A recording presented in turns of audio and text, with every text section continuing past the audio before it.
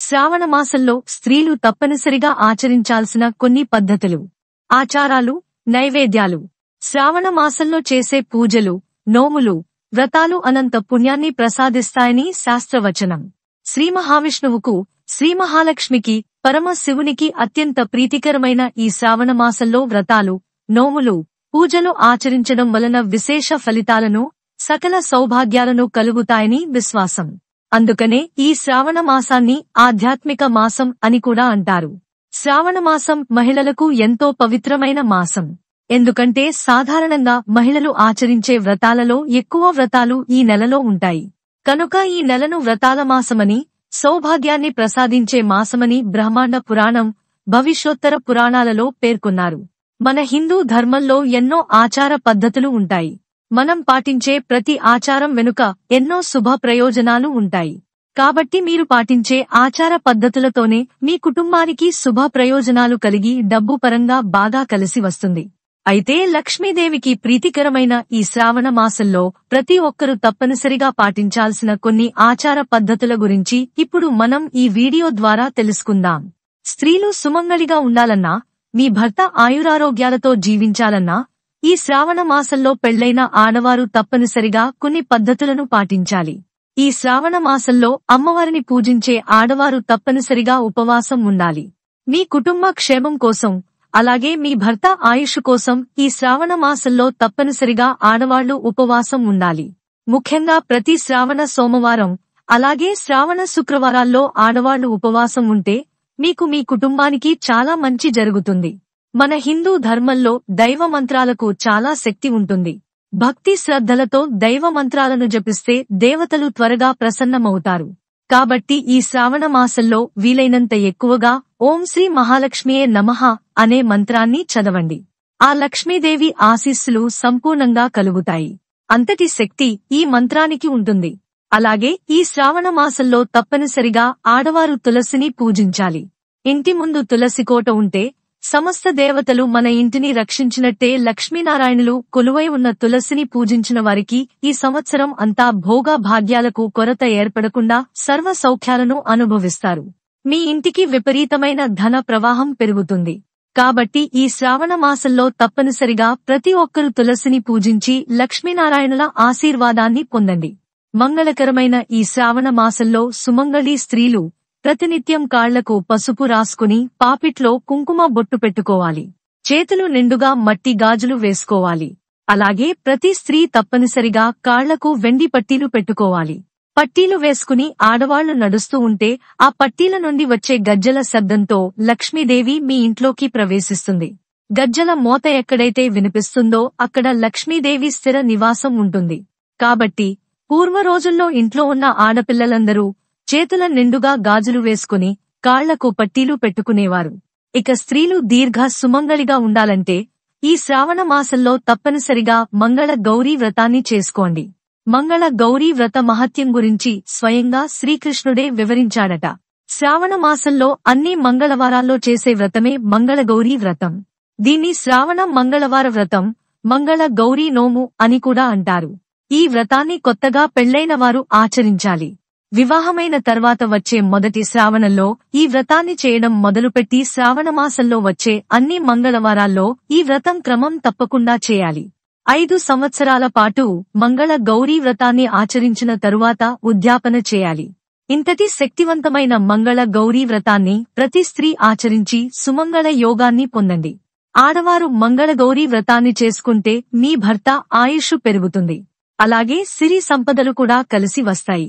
ఇక అత్యంత శక్తివంతమైన వ్రతం వరలక్ష్మీ వ్రతం. శ్రావణ మాసంలో పూర్ణిమకు ముందు వచ్చే శుక్రవారం చేసే వరలక్ష్మీ వ్రతం విశిష్టమైనది. ఈ వ్రతం స్వయంగా శివుడు పార్వతీదేవికి సూచించి సౌభాగ్యం, మాంగళ్య బలాన్ని గురించి వివరించినట్లు ప్రసిద్ధి.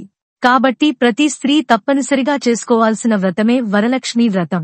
ఈ ఒక్క వ్రతాన్ని చేసుకుంటే చాలు, అష్టలక్ష్ములను పూజించినంత పుణ్య ఫలితం లభిస్తుంది. మీకు రాబోయే ఆపదలన్నీ తొలగిపోయి సంపూర్ణమైన లక్ష్మీ కటాక్షంతో ధనధాన్యాలకు కొరత ఏర్పడకుండా మీ కుటుంబానికి అఖండ రాజయోగం కలుగుతుంది. కాబట్టి ఈ నెలలో ఆగస్టు 8వ తేదీన 3వ శుక్రవారం నాడు ప్రతి ఒక్కరూ తప్పనిసరిగా వరలక్ష్మి వ్రతాన్ని చేసుకుని అమ్మవారి ఆశీర్వాదాన్ని సులభంగా పొందండి. ఇక ఈ శ్రావణ మాసంలో తప్పనిసరిగా ముత్తైదువులకు వాయనం సమర్పించాలి. మంగళ గౌరీ వ్రతాన్ని చేసుకునే ఆడవారు, అలాగే వరలక్ష్మి వ్రతాన్ని చేసుకునే ఆడవారు మీ ఇంటికి 5 ముత్తైదువులను పిలిచి తాంబూలం సమర్పించి ఆశీర్వాదాన్ని తీసుకోండి. ఈ శ్రావణ మాసంలో ముత్తైదువులకు వాయనం సమర్పిస్తే అమ్మవారు తక్షణమే అనుగ్రహిస్తుంది. అదేవిధంగా ఈ శ్రావణ మాసంలో ఏదో ఒక శుక్రవారం నాడు అమ్మవారి దేవాలయానికి వెళ్లి అమ్మవారికి తాంబూలం సమర్పించి నమస్కారం చేసుకోండి. స్వయంగా మన చేతుల మీదుగా అమ్మవారికి తాంబూలం సమర్పిస్తే ఆ అమ్మవారి చల్లని చూపు ఎల్లవేళలా మన కుటుంబంపై పడుతుంది. ఈ నెలలో వచ్చే ప్రతి శ్రావణ శుక్రవారం సాయంత్రం సమయంలో మీ ఇంటి గుమ్మం ముందు శుభ్రం చేసుకుని తప్పనిసరిగా 2 దీపాలు వెలిగించండి. శ్రావణ శుక్రవారాల్లో ఇంటి ముందు దీపాలు వెలిగిస్తే అలాంటి ఇళ్లలోకి లక్ష్మీదేవి వెంటనే అడుగు పెడుతుంది. అదేవిధంగా ఈ శ్రావణ మాసంలో తప్పనిసరిగా ఇంటి ముందు గుమ్మడికాయ కట్టుకోవాలి. ఏదైనా ఒక బుధవారం కాని శనివారం కాని ఇంటి ముందు గుమ్మడికాయను కట్టుకోండి. గుమ్మడికాయ శ్రీ మహాలక్ష్మి స్వరూపం. మీ ఇంటికి ఉన్న నరదిష్టి దోషాలన్నీ తొలగిపోయి మీ ఇంటిపై లక్ష్మీ కటాక్షం సిద్ధిస్తుంది.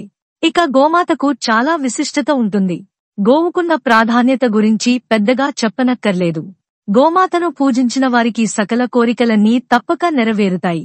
అయితే విశేషంగా ఈ శ్రావణ మాసంలో గోవుకు పచ్చిగడ్డిని తినిపించి గోమాతకు నమస్కారం చేసుకుంటే ఇక మీ అంత అదృష్టవంతులు ఇంకెవరూ ఉండరు. సకల దోషాలన్నీ తొలగిపోయి మీ జాతకంలో విపరీతమైన అదృష్టం కలిసి వచ్చి అపారమైన సంపదలు మీ ఇంటికి కలిసి వస్తాయి. కాబట్టి ఇంతటి శక్తివంతమైన శ్రావణ మాసంలో ప్రతి ఒక్కరూ గోవును పూజించండి.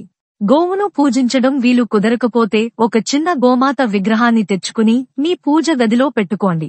ఈ శ్రావణ మాసంలో ఉదయం స్నానం చేసి ప్రతినిత్యం గోవుకు నమస్కారం చేసుకుంటే ముక్కోటి దేవతల ఆశీర్వాదం కలుగుతుంది.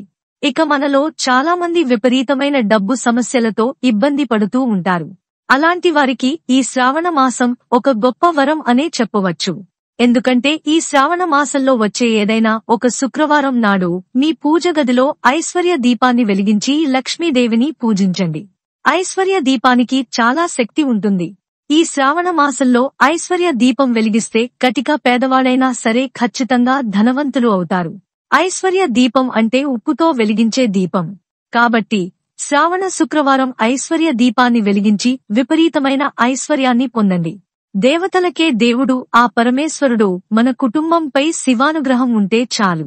జీవితంలో ఎలాంటి కష్టాలు ఏర్పడకుండా మన కుటుంబం అంతా సుఖ సంతోషాలతో జీవిస్తారు. కాబట్టి ఈ శ్రావణ మాసంలో వచ్చే సోమవారం నాడు ప్రతి ఒక్కరూ శివాలయానికి వెళ్లి శివలింగానికి అభిషేకం చేయండి. ఒక చెంబుడు నీళ్లను శివలింగం పైన పోసి ఓం నమః శివాయ అనే మంత్రాన్ని జపిస్తే ఆ శివయ్య ఆశీర్వాదం మన కుటుంబంపై ఎల్లవేళలా ఉంటుంది. ఇక ఈ శ్రావణ మాసంలో మీ స్తోమతను బట్టి పేదలకు దానధర్మాలు చేయండి. అన్ని దానాల కంటే అన్నదానం చాలా గొప్పది. కాబట్టి ఒక్క మనిషికైనా సరే ఆహారాన్ని దానం చేసి కోటి జన్మల పుణ్య ఫలితాన్ని మూటగట్టుకోండి. ఇక శ్రావణ మాసంలో దీపారాధన చేసేటప్పుడు కొన్ని నైవేద్యాలను అమ్మవారికి సమర్పిస్తే ఇక మీ ఇల్లంతా సిరి సంపదలతో నిండిపోతుంది. అదేవిధంగా కొన్ని పుష్పాలతో అమ్మవారిని పూజిస్తే కోరిన కోరికలన్నీ వెంటనే నెరవేరుతాయి. కాబట్టి ఈ శక్తివంతమైన శ్రావణ మాసంలో అమ్మవారిని పూజించేటప్పుడు ఎలాంటి నైవేద్యాలను సమర్పించాలి, అలాగే ఎలాంటి పూలతో అమ్మవారిని పూజించాలో ఇప్పుడు ఈ వీడియోలో తెలుసుకుందాం. ఈ శ్రావణ మాసంలో అమ్మవారికి సమర్పించాల్సిన నైవేద్యాల గురించి నేరుగా లలిత సహస్రంలోనే ఉన్నాయి. శ్రావణ మాసంలో అమ్మవారిని పూజించిన వారికి సకల సంపదలు అలాగే సౌభాగ్యాలు వరిస్తాయి.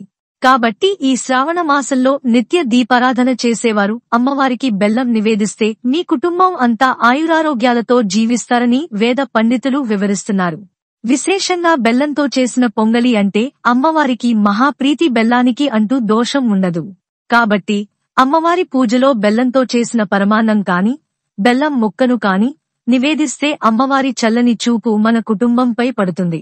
మరీ ముఖ్యంగా శ్రావణ శుక్రవారాల్లో అమ్మవారిని పూజించేటప్పుడు పాలతో చేసిన పాయసాన్ని నివేదించాలి. ప్రతి శ్రావణ శుక్రవారం ఇంట్లో పాలు పొంగించి ఆ పాలతో పాయసాన్ని తయారు చేసి అమ్మవారికి నైవేద్యంగా సమర్పిస్తే మీ కుటుంబంలో ఐశ్వర్యం వృద్ధి చెందుతుంది. క్రమక్రమంగా మీ ఇంటి సంపద పెరుగుతుంది. ఇక బెల్లంతో చేసిన బూరెలను అమ్మవారికి నివేదిస్తే విపరీతమైన అదృష్టం కలిసి వస్తుంది. మీ ఇంట్లో శుభకార్యాలు జరుగుతాయి. అలాగే గారెలను నైవేద్యంగా సమర్పిస్తే రుణబాధలు తొలగిపోతాయి. కాబట్టి ఆర్థిక సమస్యలతో బాధపడేవారు, అలాగే అప్పుల సమస్యలతో ఇబ్బంది పడేవారు మినప్పప్పుతో చేసిన గారెలను అమ్మవారికి నివేదించండి. ఆర్థిక సమస్యలన్నీ తొలగిపోతాయి. అదేవిధంగా తెల్లటి అన్నాన్ని ఇష్టపడే తల్లి ఆ లక్ష్మీదేవి. తెల్లటి అన్నం అంటే కొబ్బరి అన్నం అని అర్థం. అమ్మవారి పూజలో కొబ్బరి అన్నాన్ని నివేదిస్తే మనం తెలియక చేసిన పాపాలన్నీ తొలగిపోయి ఆ అమ్మవారి అనుగ్రహం మన కుటుంబంపై ఎల్లవేళలా ఉంటుంది. దీర్ఘకాలిక అనారోగ్య సమస్యలతో బాధపడేవారు బెల్లం పానకాన్ని తయారుచేసి అమ్మవారి పూజలో నైవేద్యంగా సమర్పించండి. తద్వారా మంచి ఆరోగ్యం లభిస్తుంది. మీ కుటుంబం అంతా ఆయురారోగ్యాలతో జీవిస్తారు. అలాగే వడపప్పును నైవేద్యంగా సమర్పిస్తే కోరిన కోరికలన్నీ త్వరగా నెరవేరుతాయి. ఇక వివాహ ప్రయత్నాలు చేసేవారు, ఉద్యోగం కోసం ఎదురుచూసేవారు అమ్మవారికి నైవేద్యంగా దోసెలు సమర్పించండి. బియ్యపిండితో చేసిన దోసెలను అమ్మవారికి నివేదిస్తే వివాహం కాని వారికి మంచి సంబంధాలు కుదురుతాయి. అలాగే ఉద్యోగ ప్రయత్నాలు చేసే వారికి మంచి ఉద్యోగం లభిస్తుంది. వ్యాపారంలో అధిక లాభాలు రావాలంటే, అలాగే ఉద్యోగం చేసే వారికి ప్రమోషన్లు రావాలంటే అమ్మవారికి రవ్వ కేసరిని నివేదించండి. అలాగే పెసరపప్పును నానబెట్టి అందులో కాస్త బెల్లం కలిపి అమ్మవారికి నివేదించాలి. లేదా పెసరపప్పుతో పాయసాన్ని తయారుచేసి అమ్మవారికి నైవేద్యంగా సమర్పిస్తే అమ్మవారి కరుణా కటాక్షాలను సులభంగా పొందవచ్చు. ఇక చాలామంది ఇళ్లలో తరచూ శుభకార్యాల్లో ఆటంకాలు ఏర్పడతాయి. అలాగే కొంతమంది కుటుంబంలో ఎల్లప్పుడూ కలహాలు ఏర్పడతాయి. అలాంటివారు అమ్మవారికి నైవేద్యంగా పులిహోరను సమర్పించి ఆ పులిహోరను ప్రసాదంగా అందరికీ పంచిపెడితే ఇక మీ ఇంట్లో అన్ని శుభాలే జరుగుతాయి. కుటుంబంలో ఆనందాలు పెరుగుతాయి. అమ్మవారికి అత్యంత ఇష్టమైన నైవేద్యాలలో దద్దోజనం ఒకటి. దద్దోజనాన్ని అమ్మవారికి నైవేద్యంగా సమర్పిస్తే మీకు మీ కుటుంబానికి సకల ఐశ్వర్యాలు కలుగుతాయి. అదేవిధంగా నానబెట్టిన శనగలు, కొబ్బరికాయ, అరటి పండ్లు, దానిమ్మ పండ్లు ఇలాంటి నైవేద్యాలను అమ్మవారికి సమర్పిస్తే కోరిన కోరికలన్నీ త్వరగా నెరవేరుతాయి. మీ పనుల్లో ఎలాంటి ఆటంకాలు ఏర్పడకుండా విజయాలను సాధిస్తారు.